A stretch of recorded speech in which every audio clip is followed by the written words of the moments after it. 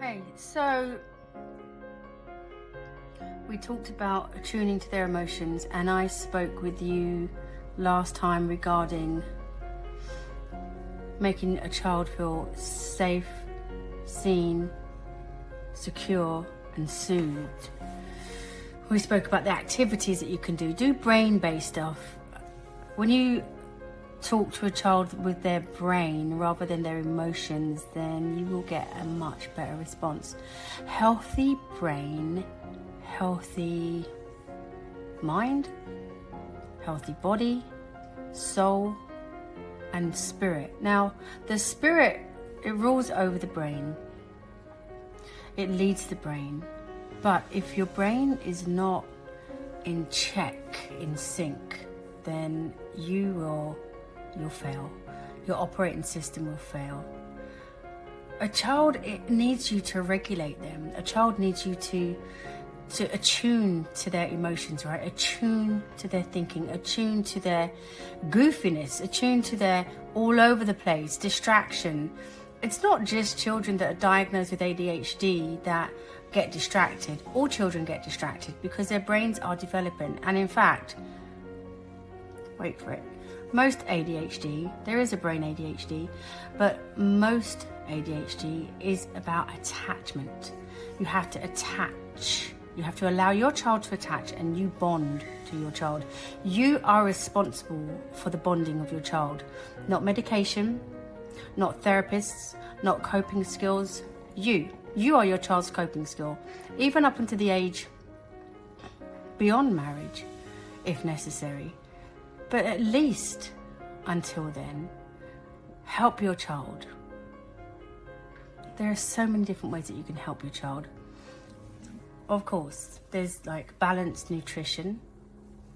I'm not saying that you can't have some junk, now and again.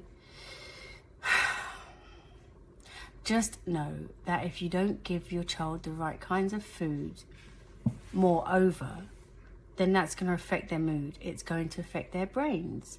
It's going to affect the way they think, the way they function. You know this. And so if a child could tell you what they need, they will tell you that they need to feel safe, secure, seen, soothed, loved and accepted. Are you accepting your child for who they are? Or are you trying to change them, to control them, to be like you, to be a mini you? When you hear those mums saying, that's my mini me. No, it's not. She's a mini she or a mini he of who they are, who God created them to be. Yes, there are going to be things that they'll take on in your nature that they'll develop to be like you. Of course, they spend their lives around you. There will be habit forming, but they have their own brain and their own capacity to think. And so that's what I really want to focus on, is to allow your child to have their own brain. Help them think, help them solve problems by getting them to think through things for themselves. They can solve problems. They can solve problems, but you have to be there to listen to your child, to make yourself available. Now, I'm not saying that we do this little, live in a fantasy world.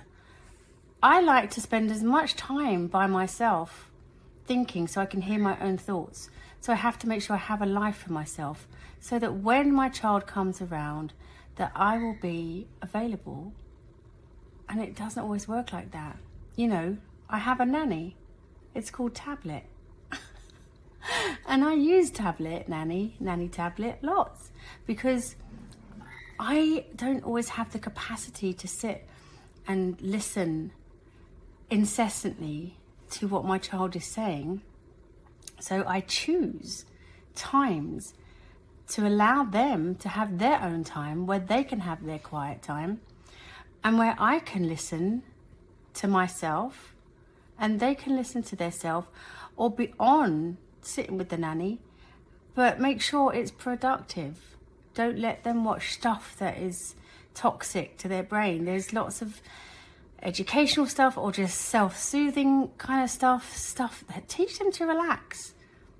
You need to teach your children to relax, to chill, to calm down, because their brains are oftentimes on fire because neurons are just developing all the time. We have over 10 billion neurons, more stars than there are in the sky. And our neurons are firing all the time, looking for connection. So you can connect to your child, but they have to feel safe, feel seen, feel secure, feel soothed, feel loved, accepted. And how are you going to do that? Spend quality time with them. It is so much better off if you spend 2 minutes sitting with them, looking into their eyes, asking them how their day was, then half an hour trying to distract them to do something else. Every day, I ask my little girl to tell me one positive thing about herself. And in the beginning, that was really hard for her.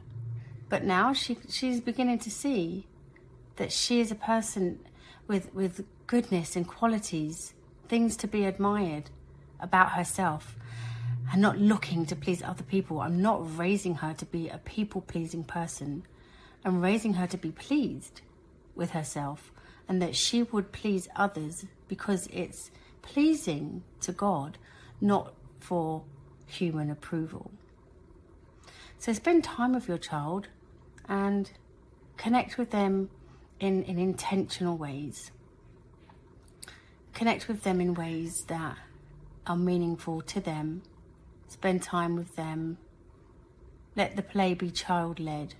It doesn't have to go on for hours. It can be structured. It can be slotted in. But don't neglect that time. And when you get that time to yourself, absolutely take it. But make sure you're focusing on rejuvenating yourself and not thinking about things you need to do. Focus on yourself so that you can then, when the time comes, focus on your child.